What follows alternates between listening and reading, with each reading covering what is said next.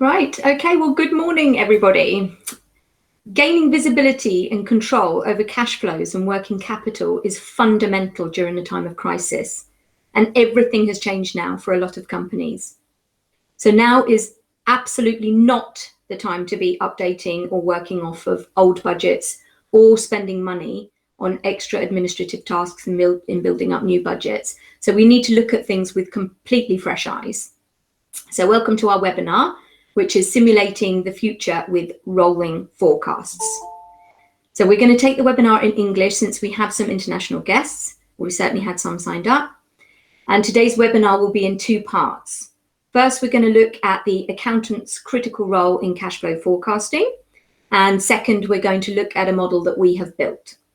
So our hope at Mantle is to support accountants who in turn are helping their customers avoid nasty surprises or shocks. So even if you never ever share a forecast with them physically, we want to help the accountants prepare before a customer meeting or visit so that you at least can anticipate what the short-term future looks like and then are able to paint a picture of what you see for them. So even before COVID-19, the speed and complexity of business means there's been a rapid decrease in the planning horizons. And that is the ability to predict into the future with any degree of accuracy. So in the past, typically, we would work with annual budgets, which usually take way too long to prepare. And if we were being really sophisticated, maybe we'd be working with quarterly forecasting. And of course, all of this is supported by monthly reporting. And this was all acceptable. But today, we're much better served with rolling forecasts and scenario planning and making everything automated so there's a lot more time for strategic planning instead of messing around in Excel. So we want to help reduce the amount of management time that's spent looking at the past and shift the focus much more to what's likely to happen in the future. So note, this webinar, it is focused on accountants, but it's just as relevant for business owners when they're considering what they want or hope for from their accountants. So hopefully there'll be something for everybody in the presentation. Disclaimer, I need to say that I am recording this. I hope it's recording. I can't see if it's actually working, but the intention at least is to record it. I'm also not personally keeping an eye on the chat while I present, but my colleague Daniel's here. So if you want to chat or say anything, by all means, stick something in the chat box and he'll pick it up and reply. And as I said at the beginning, great if you can mute your microphones just to minimize noise and disturbance for everybody else that's listening. Okay. So who am I? Well, some of you know me and some of you don't, but I'm Laura Landmark and I am an accountant. So anything I say today is directed to myself as much as anybody else. This is not about trying to point the finger and hang accountants out to dry because I've lived through this for many years.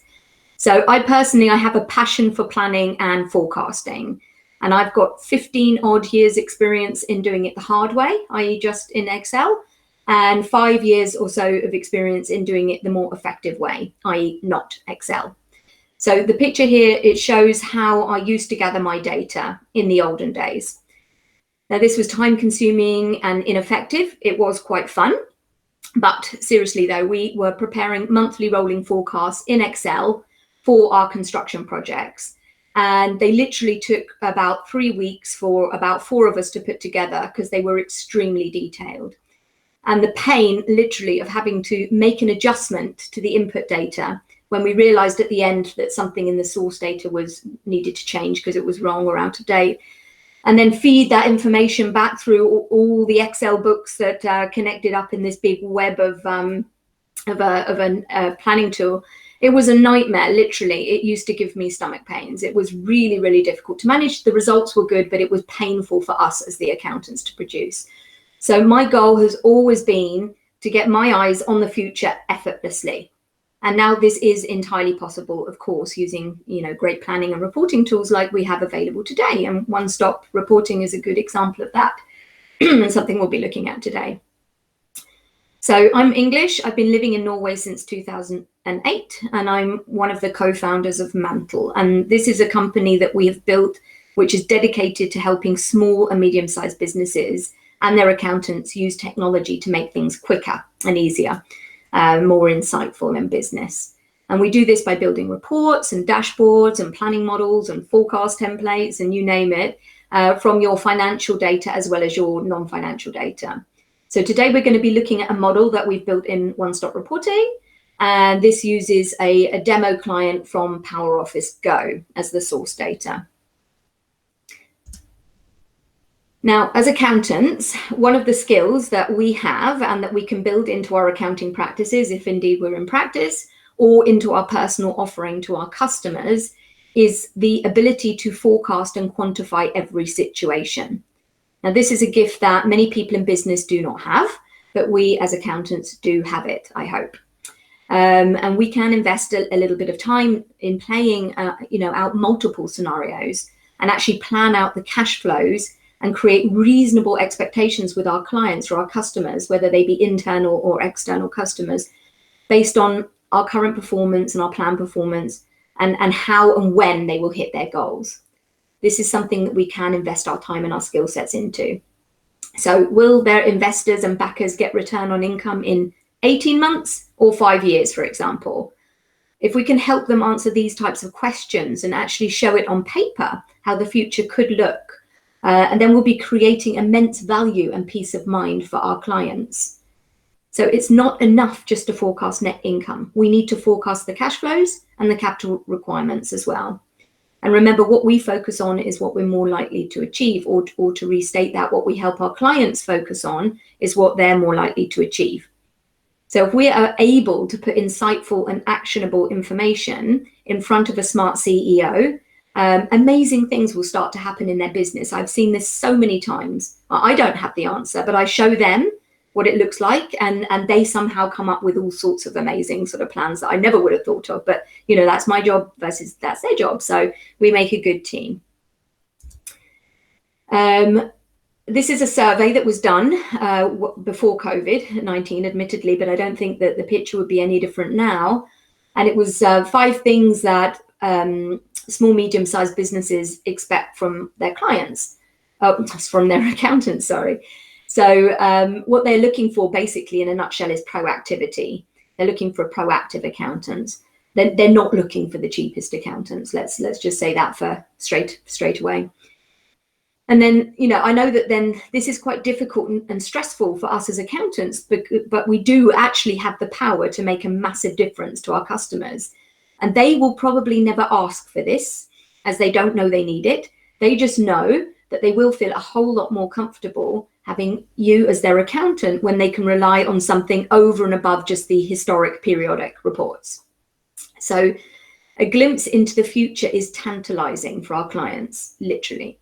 But to do this regularly and consistently, we obviously need good tools. Big picture thinking. This is step 1 of a 10-step process that I cover in a cash flow workshop that we run on a regular basis. I'm going to look at the first 2 steps just today, just to give you a bit of an insight there. And I can also send a link afterwards if you would like to register interest in a future workshop. But step 1, big picture thinking. So it's really important that we understand that a forecast is not a promise or something to deliver on, and it's not a target. It's what we think might happen. So it's just an expectation. And this is versus a target, which is what we want to happen. This is an aspiration. And they are 2 very different things. So the real value of a forecast, it's not in the accuracy of the answer. I'm just going to say that again. It is not the answer that we're looking for, the one number, the one magic number, but it's in the insights into how our current decisions and future events are going to interact to shape performance. So in other words, a forecast, it helps us understand how our actions today will affect tomorrow and next week and next month and next quarter and next year, because everything has an impact. Every decision has an impact one way or another. So we accountants, we do need to free ourselves from the idea of being 100% certain. This is something that we really do need to get to grips with, because we do like accuracy as accountants, but no one is expecting us to be fortune tellers. But remember, we do miss 100% of the shots that we don't take. So the model I'm going to show you today is very detailed. if you delve right down into it. And hopefully after using it for a while, it will become more familiar, and it will enable you to start spotting like the big movements and concentrate on them, the big picture. So over time, perhaps you can start drilling down more and more into the smaller details. But our philosophy is always to look at things from the top down and to concentrate on the big picture, with the peace of mind of being able to drill into the details if you need to. So I hope after going through a couple of rounds with this model that you're able to trust where the numbers are coming from, so you don't need to spend too much time on checking, but rather just use the tool for focusing on like the strategy work with the customers and looking at the outcomes and having your conversations around that. So I love the quote that I've got on the slide here, which is that the purpose of forecasting is to help create the future, not predict it. It's extremely important to realize. So when I talk about top-down forecasts, what I'm meaning is that we look at things from the top down rather than the bottom up. So the bottom up would be where you're starting with a completely blank sheet of paper. And we don't have time for that these days, certainly not after COVID-19. We need to start with what we know today and then roll forward, tweaking as we go. So once we've run the forecast, we can start to reverse engineer and drill down into what two numbers that we can add or multiply together to create the sort of outcomes that we're predicting. So what I mean by that is that over time, the drivers that are pushing these numbers that we're forecasting will become more and more apparent, and we can start testing and verifying them with our clients. So both we and the client, we as the accountant and the client, will start to get to know their own business much better. And it can take many months of trying and testing and measuring to figure out what these drivers really are. They're different in most businesses. Some businesses have some in common, but there are often extra and other that are not always obvious. But eventually, we should be able to identify the critical few. And that means like the big needle movers, those things that are going to be responsible for creating the biggest results. So drivers, they nearly always include at least one element of non-financial data. So for example, your drivers might be number of hours times average rate per hour. And you then may need to go into your time system to draw down some information from there and discover what your average rates are, and then start looking at this in the context of the forecast and the number of people you have and the number of productive hours, and just see if everything makes sense. This is the kind of work you're going to be able to do if you have more time, since you're not going to be spending too much time messing around in Excel trying to prepare the forecast in the first place. So top-down forecasting, and then what two drivers are going to support. At least two drivers are going to support this forecast that you're producing. Gets more and more accurate over time. A second disclaimer, remember that financial forecasting is not a magic wand. It's not going to magically drive our expenses lower or our revenues higher. It's not going to boost our bank balance overnight. It's a tool and it's a thought process. So it shines a light on opportunities and threats, and it makes us or enables our customers to make better decisions a lot faster. So one of my accounting clients, she said it very well, where she says a forecast is a forecast. We all know that. But to have something that is as near to the truth as possible that we can produce without having to spend hours on it, that's surely a great tool. So I've got just a couple more slides before we actually delve into the model itself. And one thing to remember is certainly, if you're an accountant, remember that clients, they have a difficulty in understanding the difference between profit and cash. So, excuse me, remember that this is a concept, an accounting concept, and it's using a forecasting model and helping your clients sort of understand how the cash flows through the business is a great way of helping them become more familiar with this concept of cash flow. So the more that you can help them understand about cash flow, the more empowered they become. Now, there's a couple of quotes I really like. There are loads of quotes, but I picked out a couple. One from Jack Welch, which is, he was the former General Electric CEO. And he said if he had to run a company on three measures, just based on three measures, those three measures would be customer satisfaction, employee satisfaction, and cash flow. That's how critical it is. And then Michael Dell, who was founder of Dell Technologies, he said, we were always focused on our profit and loss statement, but cash flow was not a regularly discussed topic. And it was as if we were driving along watching only the speedometer when in fact we were running out of gas. And I think that's really true. We do focus a lot on the profit and loss. Really, we need to now start looking much more at cash flows as well. Of course, there are accountants that do spend a lot of time on cash flows as well, so don't get me wrong, but the clients themselves, they need to become more familiar with these statements and what they mean. The last slide before we dive into the model, and that is that I've come across many objections or questions around forecasting, rolling forecasting in particular, and that is, I'm going to address them now in case you have similar questions on your mind, but I come across questions such as, but we have seasonal sales, so how does a model handle that? And my response to that would be, depending on the length of the forecasting model, the response would be to override the forecast with your own seasonal predictions if it doesn't take in the seasonality itself, which often it doesn't if you're looking at the short term. So that again is about understanding, knowing the business and being able to just plug those figures in. A second question I often come across is that we have stock, and we often purchase to build up our stock. And my response to that is that certainly in this model, you can actually do that. You can actually put the stock movements into the balance sheet so that it reflects correctly throughout the whole forecast. Then there's a question around, for example, we have something unusual like fluctuating debt repayments, for example, in our company. How will the model know about that? And my response is, well, of course, the model won't know. I mean, it's not magic, but what we can do is that, plug the assumptions in ourselves, and it's even more reason to do the planning, if you've got these fluctuations that really need to be taken account of. And then the fourth question is that I've been asked many times, is one of my pet favorites, really. It's like, how much should I charge my clients for this tool? And my response to that is that is absolutely the wrong question, because this is an investment in us. This tool and this technology is an investment in us ourselves as the accountants, so that we can enhance the service that we provide to the client, and that's what you're charging them for. So really, like, the cost of the tool is almost a non-question.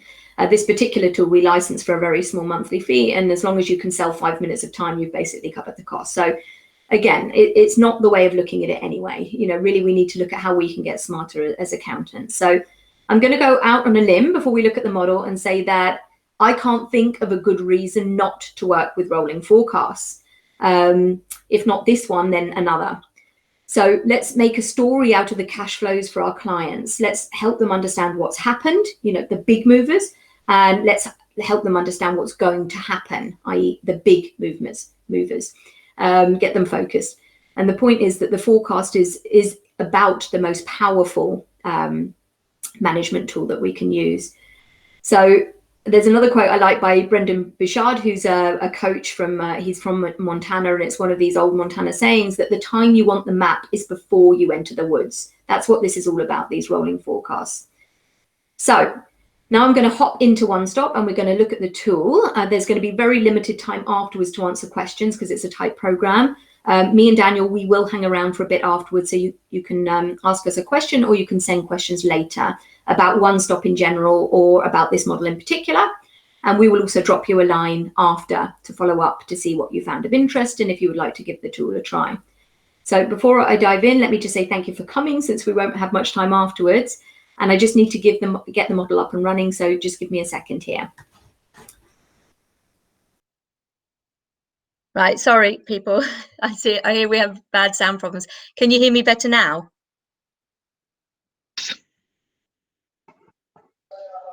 Can you hear me? Yeah, I can hear you. Right, okay, I'm just going to see what I can do here to try and rectify this. So what I was hoping was to give you a very streamlined experience with a nice, neat recording, but the sound is too bad. So I'm just going to log on and do it live, okay? So if you just give me a second, and I shall put it up on the screen.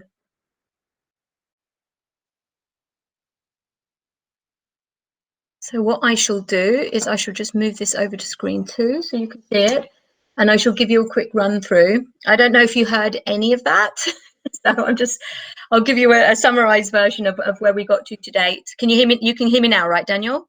Clearly? Loud and clear. Yeah, and you can see One Stop on the screen. Okay. Okay, so what we were saying is that there are 6 date parameters here, and they all need to be a Sunday because it works off of a Sunday.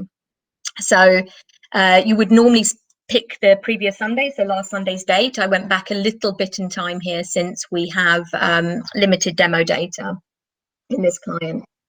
So when you come in, you see a set of actuals. So you've got 14 weeks of actuals. Of course, actuals are actuals. They're coming straight from the accounting system so that we know they're 100% correct. I'm going to minimize this just to give us some more space to look at the actual forecast. And again, we have then 14 weeks in the forecast here. So when you come in, we have this header section, which basically tells us everything we want to know. And what you can see is that we are starting from the 20th of April. So that's the Monday after the Sunday I picked when I ran the report. And it rolls forwards 14 weeks from there. So we end up on the 26th of July. So we've got very, very detailed forecast for this 14-week period. And based on the setup of the client, it will know when the AGA, that's the taxes, should be paid, and the MVA, which is the VAT taxes, should be paid. It will also know when the holiday payment month is. In this case, it's the week is going to fall into the middle of June, when you would normally pay your holiday salary. You also have obviously a graph here showing you the monthly movements and the trend and the overall balance of cash during the next 14 weeks. If we look over here, we have a quick way of doing scenario planning. That is, at the moment, it's set to being a scenario of 1. And what I mean by that is that it's a perfect replica of the last 14 weeks. So what we're saying is that we're assuming that everything that's happened over the last 14 weeks will be multiplied by 1, and it will, reoccur over the next 14 weeks in terms of sales and cost of sales. So it's a very quick way of modeling, because you could just as well set that to being half, like 50%, or to set it to be 0, which means that you're not expecting any sales, of course, over the next 14 weeks, or any cost of sales. So that's a quick way of modeling. And if you were going to do a lot of scenario planning, what I would recommend is that you would download this model here into Excel, because then you're able to save, let's say, 3 versions. You're able then to have version 1, 2, and 3, high, medium, and low, if you like. And, then you can present 3 different pictures to your client. But of course, if you want to save down any information, you need to be working here in the One Stop portal. And all of these orange fields are storage cells. So you can change the scenario, you can change the customer payment days, you can change the supplier payment days, and save them down, so that when you rerun the model, it's going to start off with the parameters, or with the numbers that you've picked here.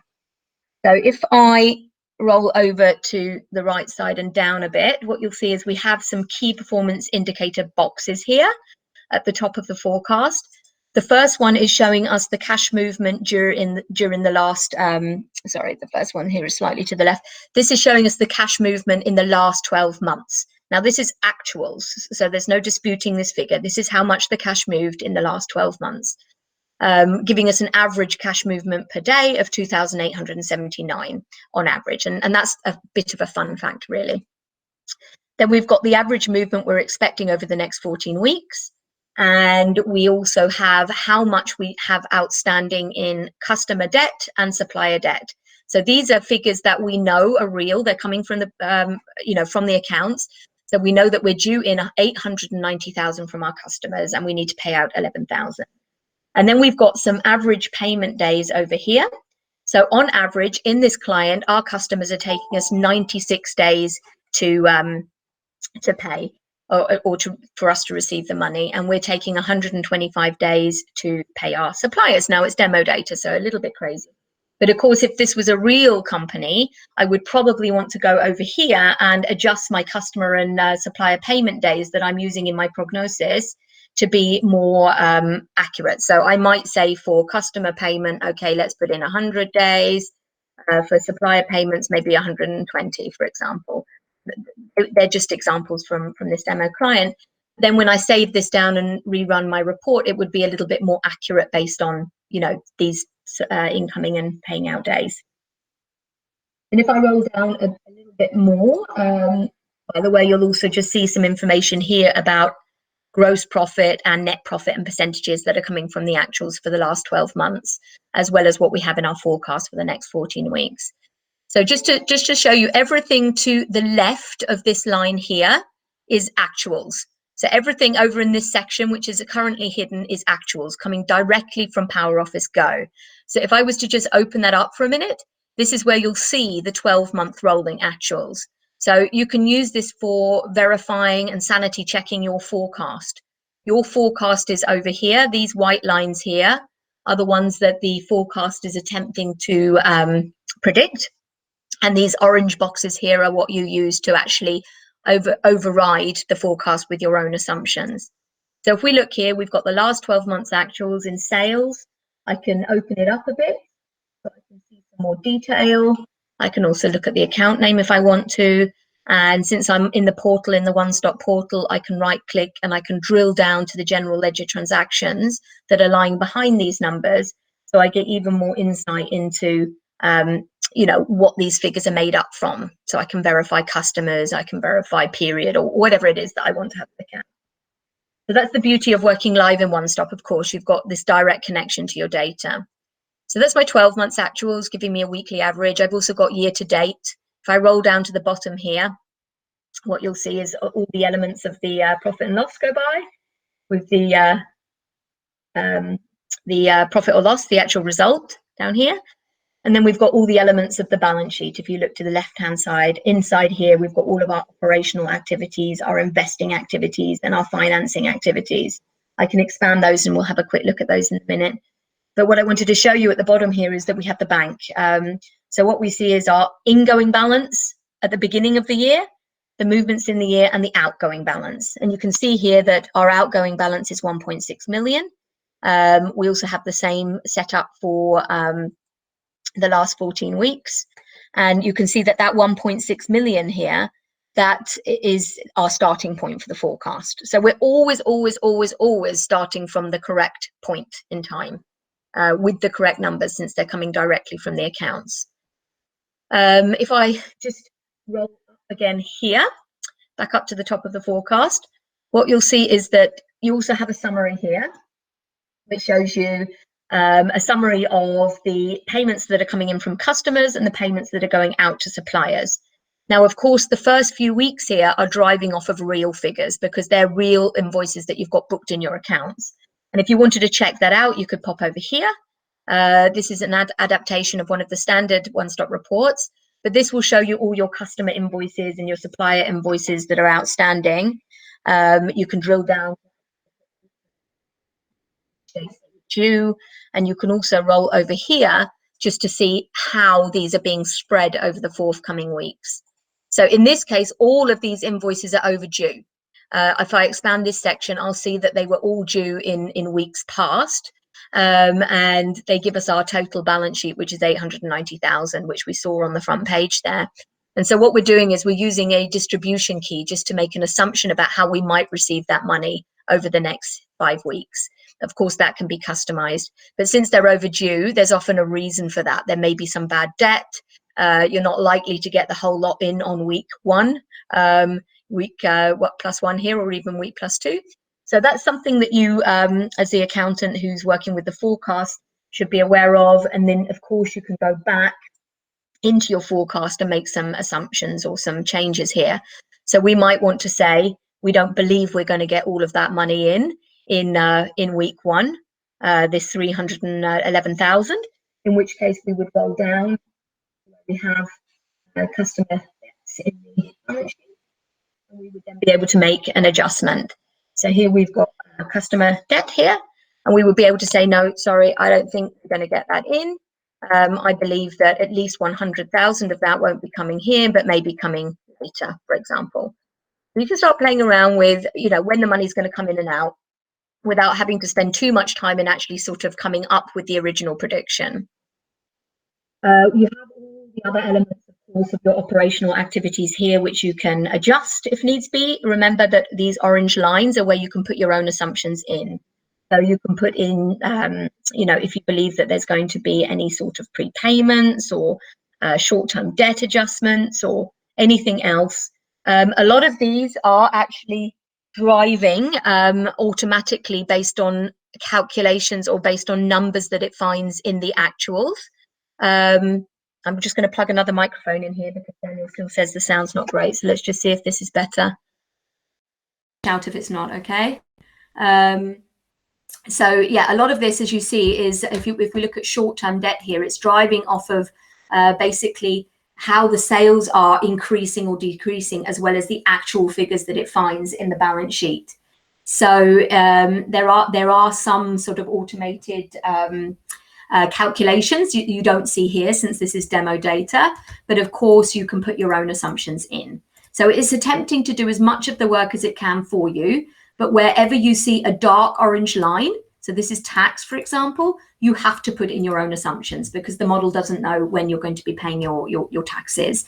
Similarly, if I roll down out of the operational activities and let's say going into financing activities, then again, you've got a lot of dark orange lines here because it doesn't know, for example, when you might want to pay dividends or where you might want to make other investments or such like.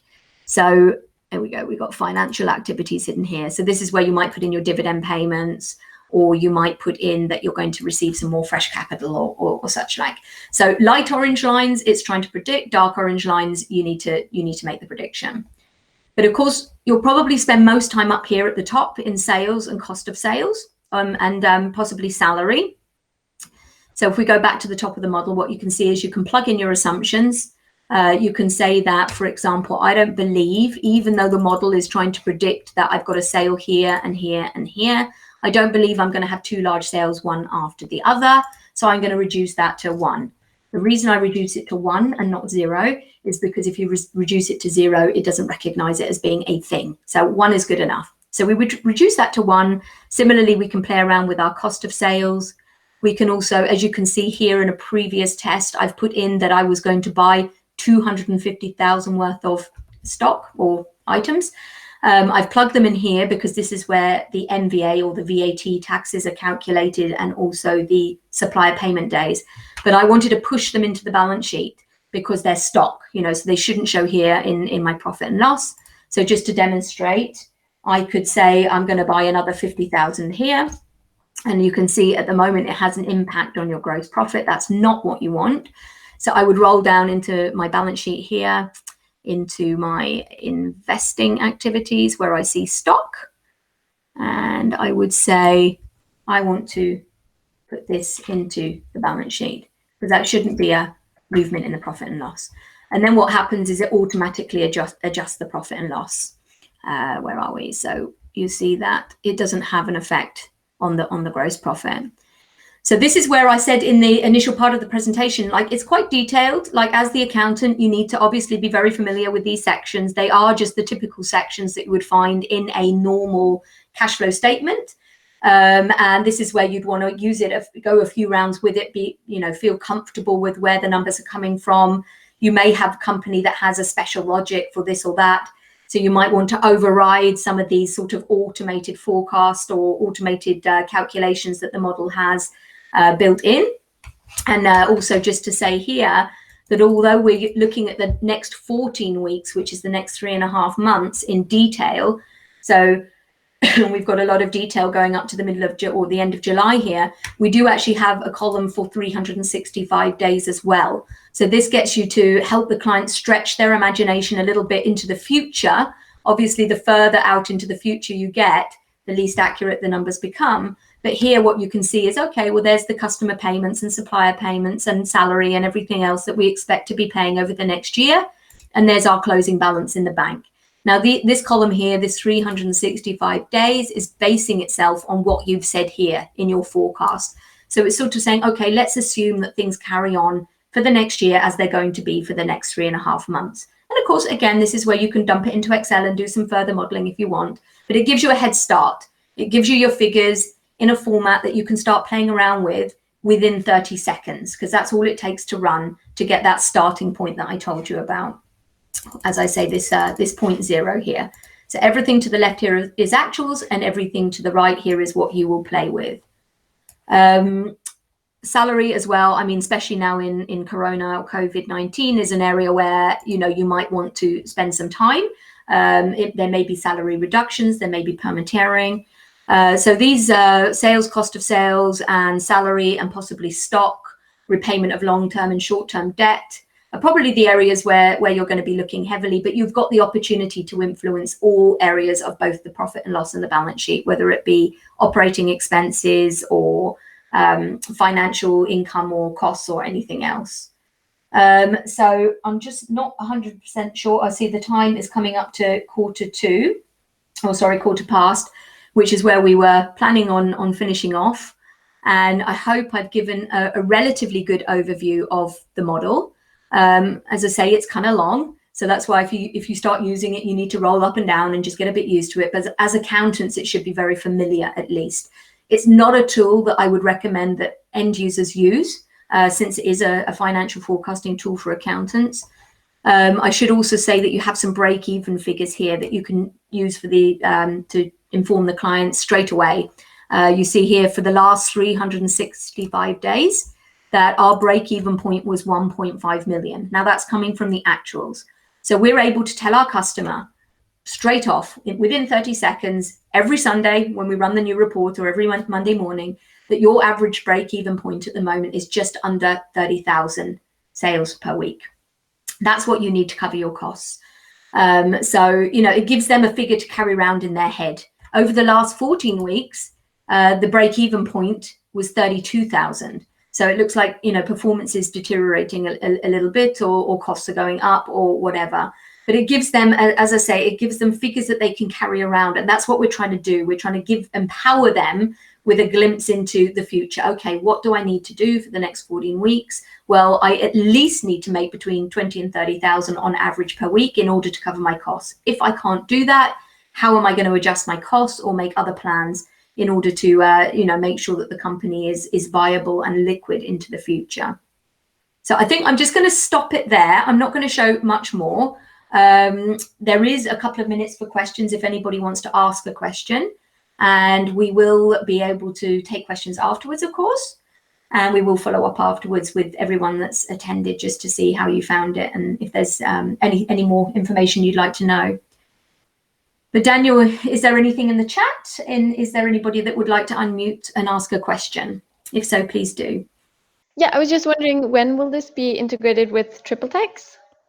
Well, that's a good question. What my plan was to see what the uptake was on PowerOffice Go before we start looking at building it for TripleTex. But I mean, to be quite honest, we could have it as ready as quickly or as slowly as the market demands, if that makes sense. So it does need some working over to be made into a TripleTex product or a 24/7 Office or a Visma or anything else. But we thought we'd start with PowerOffice Go and roll it out and then work on TripleTex. So, I mean, if you were interested, then we can have a conversation around that, and I can look at some more specific timelines for you. Okay, thanks. Thank you. Again, Elizabeth. Hi, Elizabeth. The data that goes into this model, does it get automatically updated, or do you have to physically? No, it does.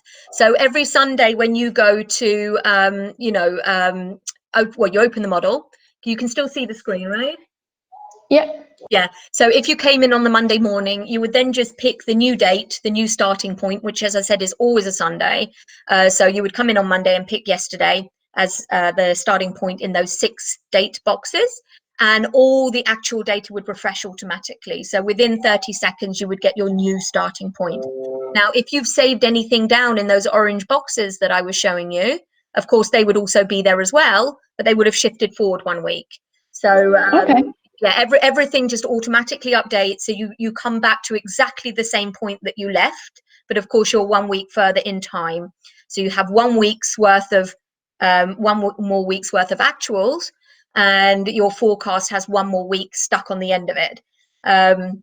So if during the last week there's been some crazy movements or some completely sort of 10 times the amount of sales than what you had in the last 13 weeks, then of course your forecast is going to try and sort of start adjusting itself to the new normal, if that makes sense. And the same if sales are going down over time, your forecast will follow, the trends up and down. But you override all of that with the information you have.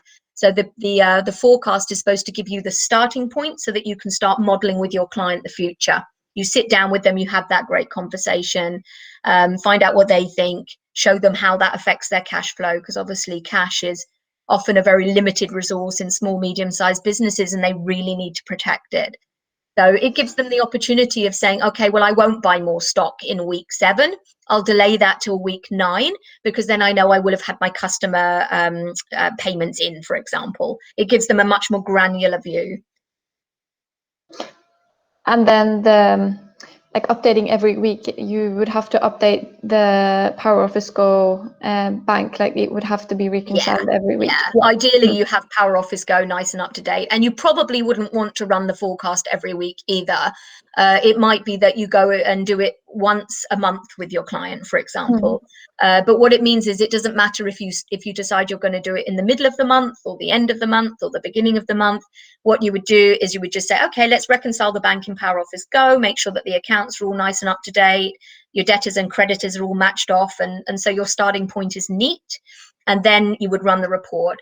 So it doesn't care if it's month end or if it's not month end. So that gives you the flexibility of just, using the tool as and when you want to. And maybe if you have a few clients that this is relevant for, that you space them out a bit. So you maybe look at one of them in week 1 and one of them in week 2 and week 3 and so on and so forth. And as I say, over time, the forecast becomes more and more accurate because you and the client become more and more clued into what that future really looks like and how things are going to play out. And you start to understand the business better. I think that personally, like as an accountant, I think when I'm looking at history, it's like a bit, the amount of energy you can put into really sort of analyzing the history and the amount of interest in analyzing the history is limited in that it's done, it's finished, there's nothing we can do to change it. However, you get a completely new energy when you're looking at the future, when you realize, wow, actually we can do something to actually make some changes here. So as an example, I worked with one client and the cash flow forecast was very detailed and it went over a slightly longer period of time, and she could see that there were problems ahead. And what we managed to do, or what she managed to do, which is where I sort of like came from the point of saying, if you put good information in front of a client, they will do amazing things with it. Because what she did was she just went to her supplier and she said she renegotiated a payment of one of the big invoices that was outstanding. She also moved the salary date 2 days forwards, or 2 days back rather. So she paid the staff 2 days later than what they were currently being paid, which was not a massive big deal for them. I think it went from being the 12th to the 13th, for example. But what that did was it shifted the whole landscape of her cash flow, because she was normally getting her customer payments in on, say, the 10th, and then she was paying out then the salary, after her new revised plan on the 13th, so that instead of having the massive dip and then the massive rise, which was upsetting the bank because she was breaking covenants with the bank, everything kind of smoothed itself out. So the point was, I didn't know what to do to fix her business, but she did. And she managed to make those changes based on the information that I was able to give her from what I could see in the accounts and what I could see in the forecast. So I think, again, as us as accountants, we don't have to have the answers. We just need to be able to show, okay, this is what it looks like. What can we do about it? What can we move? What can we adjust? What can we salvage? What can we cut? Or how can we maybe generate new income streams to actually compensate for some of the income streams that might have been lost in COVID? Now, that's not necessarily easy, but if a client can see, wow, I have to do this, then they can get very creative often and find a way. Or, at the end of the day, cash is limited, and it might be that one needs to go to the bank and renegotiate, which isn't necessarily easy either in these days. But at least if you've got a good forecasting tool, you can go with good knowledge and show them on paper how things look, that you have control at least. So I hope that answers your question, Elizabeth. Yeah, absolutely. Good, thank you.